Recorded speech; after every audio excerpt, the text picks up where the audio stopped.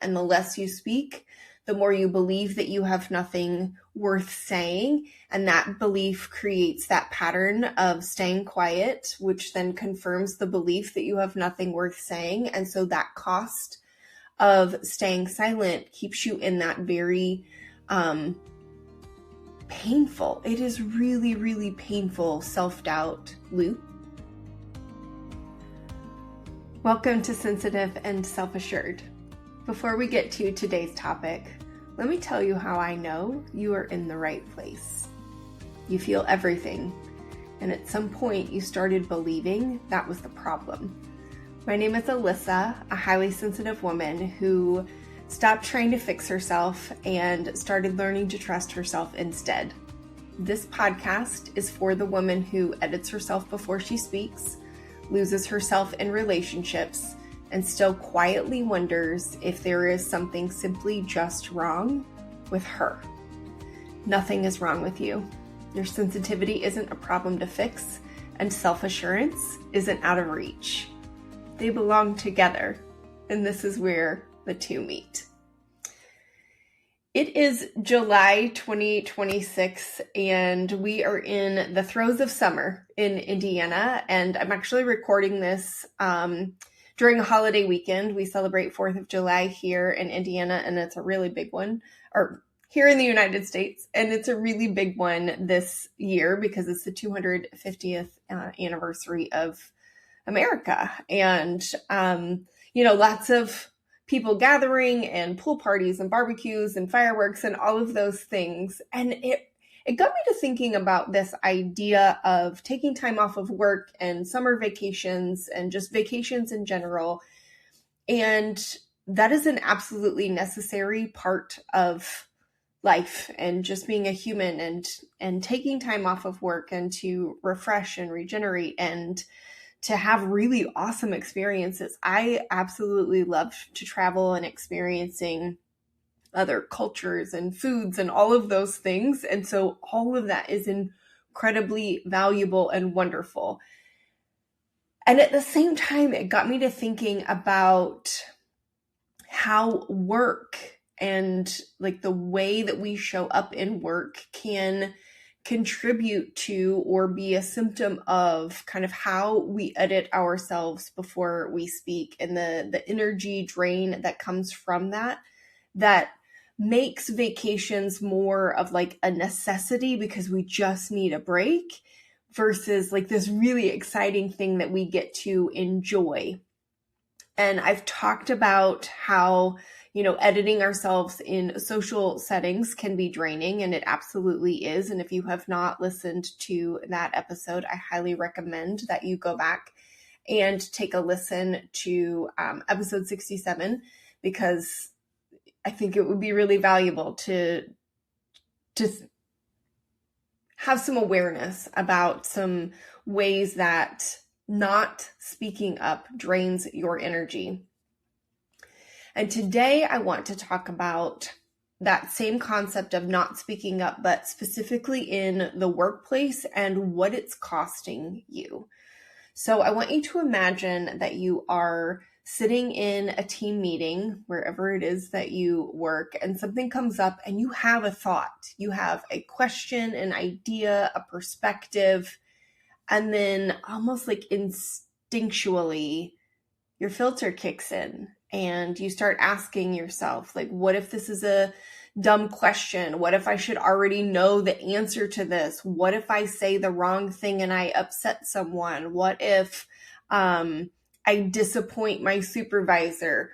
All of those questions that our brains start asking before we even realize that they are asking us. And then you say nothing. And you just sit with it, and the meeting moves on. And meanwhile, you are having a very physical response. Your heart is racing. Maybe you are becoming flesh. Your voice, if you had spoken, would have been shaky. And there is a part of you that is actually very relieved that you didn't say anything. You're so glad that you kept quiet.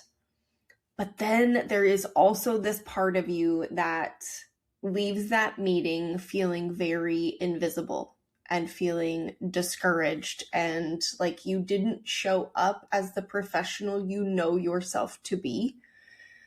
And I see this happening all the time. And today I want to talk about what this looked like for me, because I lived this and I know that I'm not the only one. And I know what it's like to go quiet in those meetings, even when you have something to say.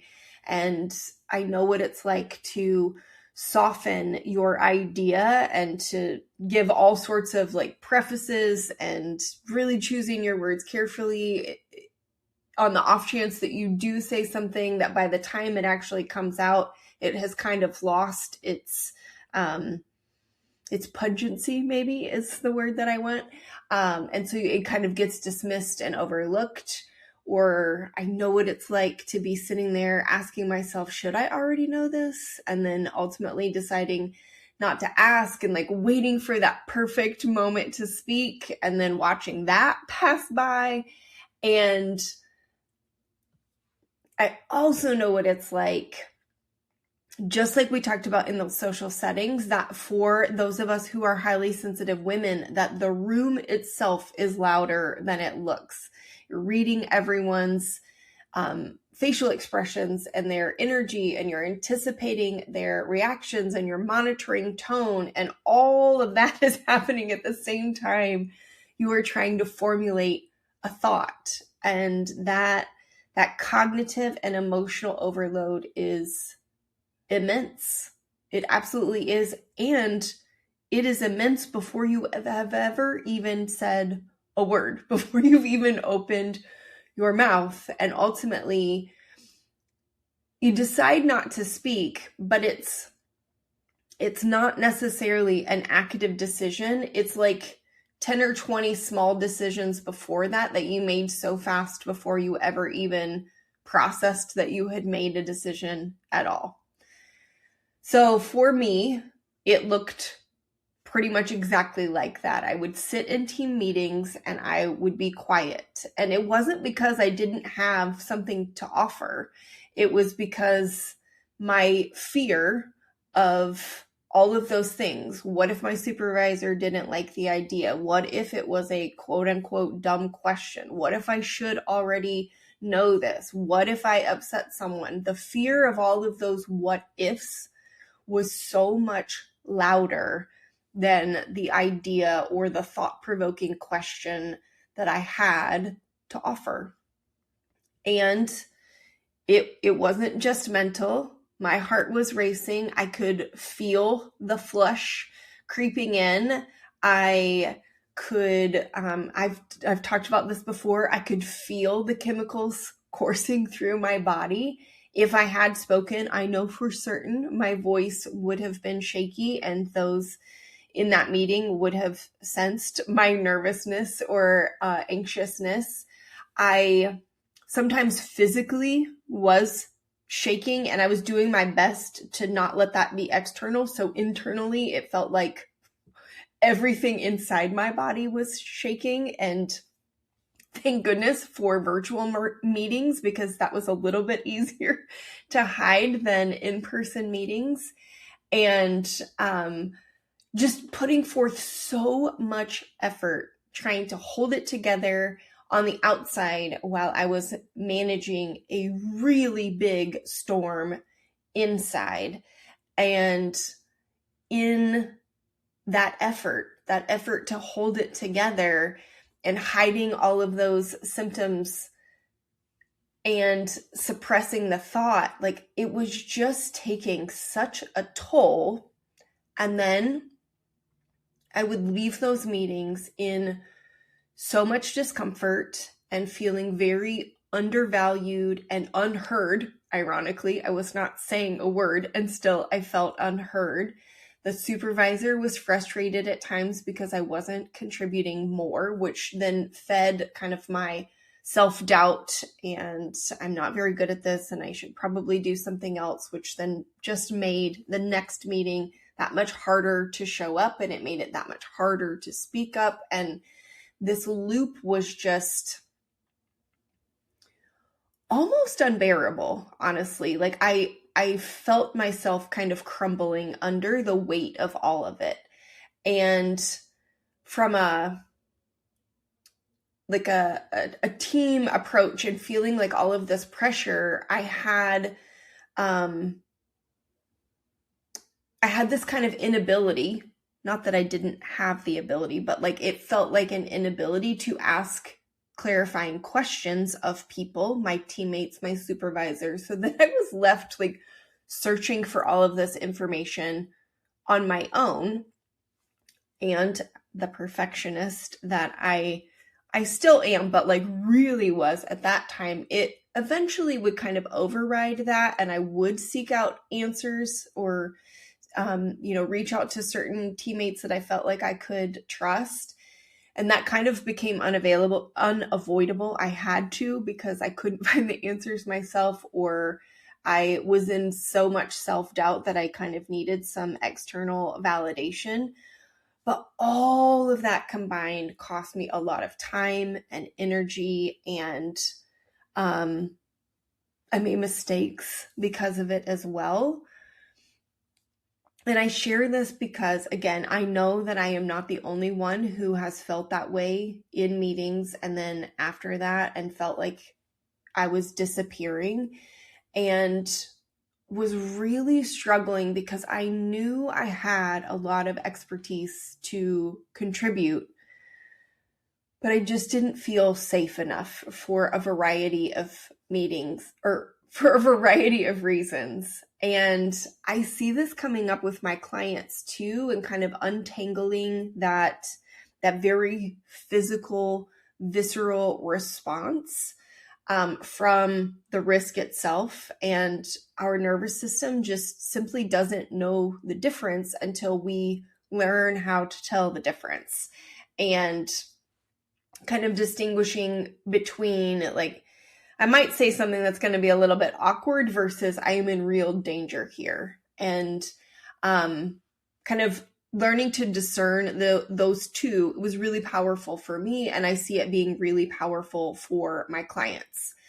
And so I want to talk about specifically like what editing yourself in a professional setting is costing you. It is costing you visibility and advancement, because while you are being quiet, someone else is speaking up and being seen and heard. And so you're kind of staying in the same position and not advancing, not being promoted, while your colleagues are. And it is not because you are less capable. It is because your capability is invisible. And then we start to self-doubt and question, am I really capable? Do I really have all of this knowledge and expertise that I think I do? And you kind of get stuck in that loop, when the truth is you have so much to offer, but you're not getting the promotion in the way that your colleagues are because you're quiet. The other thing that it's costing is a relationship with your supervisor. So often we are going through life feeling very misunderstood, right? And the same is true in the workplace. That silence can be misread, misunderstood, misinterpreted. And so for you, while it feels like self-protection, your supervisor could be misreading that as disengagement. And then when it comes time for an evaluation, they might say things like, well, I mean, you don't really seem very invested in this company and the work that we're doing here, or you're not an active contributor of this team, and that's concerning. Whatever that may look like, right? It is very far from your truth of why you are quiet, but it goes misinterpreted or misunderstood. That self-doubt spiral that you find yourself in, that every time you leave a meeting where you have stayed silent, it just kind of feeds the next one. And the less you speak, the more you believe that you have nothing worth saying. And that belief creates that pattern of staying quiet, which then confirms the belief that you have nothing worth saying. And so that cost of staying silent keeps you in that very painful, it is really, really painful self-doubt loop. And then the other thing that it is costing you is kind of that physical and emotional residue and energy depletion, because all of that anxiety and the physical things that you are experiencing and the energy that it drains in the room, it also goes home with you. It sits with you at dinner. It wakes you up at 2 a.m. And we have talked about those 2 a.m. conversations before. And so it perpetuates long after the meeting has ended. And this is not a character flaw. I know I have mentioned that before. It's not a confidence problem that you were born with. It is this learned pattern. And it very likely started much earlier than this job, this team, this meeting.